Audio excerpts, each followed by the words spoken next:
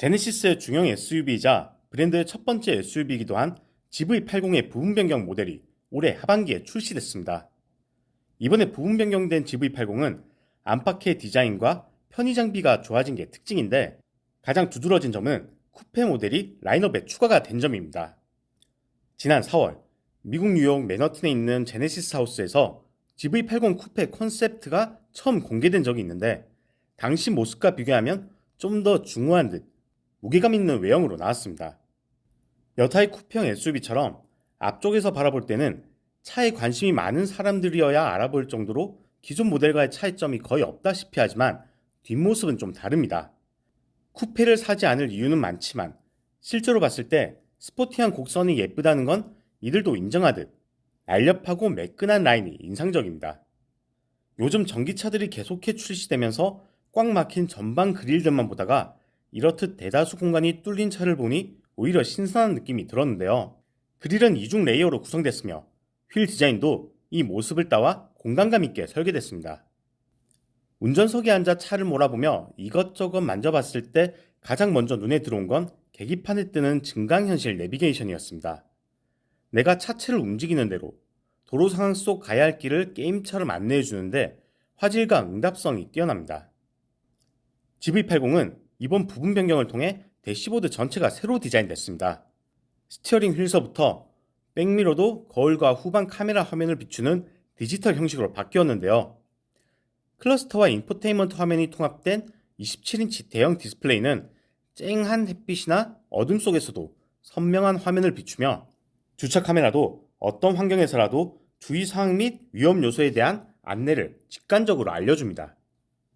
1년 전까지만 해도 현대차 그룹이 두 개로 나뉜 계기판과 센터페시아 디스플레이를 연결시킨 긴 직사각형의 통합형 디스플레이를 내놓았지만, 중간 공간에는 서로를 나누는 검은 공간이 명확히 나누어져 아쉬운 점이 좀 많았는데요.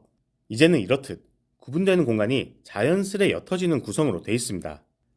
다이얼 기어 노브 위엔 노트북 터치패드와 같은 역할의 통합 컨트롤러가 있으며, 온도 조절을 비롯한 각종 버튼들은 아날로그식이 아닌 누르면 손끝에 진동을 전달하는 햅틱 전자식으로 이루어져 있습니다.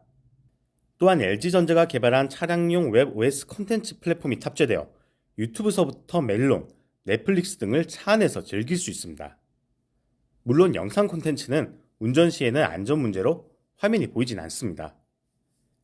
과하지 않은 은은한 앰비언트 라이트서부터 제 취향을 저격한 부분들이 있었는데요.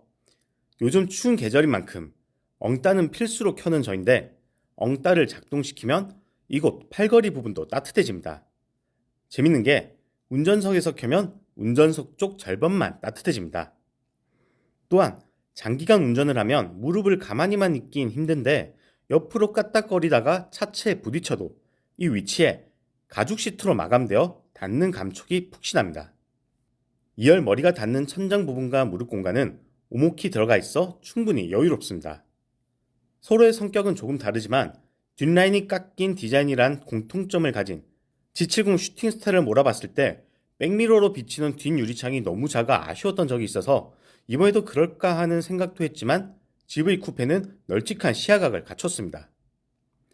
오프로드보단 잘 닦인 도로를 달리는 모습이 어울리며 높은 연비를 가졌기에 이 차를 끌고 차박을 한다는 생각은 안 해봤는데, 혹여나하고 2열석을 눕혀보니 성인 남자 2명은 거뜬히 누울 만큼 평탄히 시트가 젖혀집니다. 그리고 집에서 사용하는 간단한 가전제품을 편히 쓸 수 있도록 220V 충전구도 탑재되어 있습니다.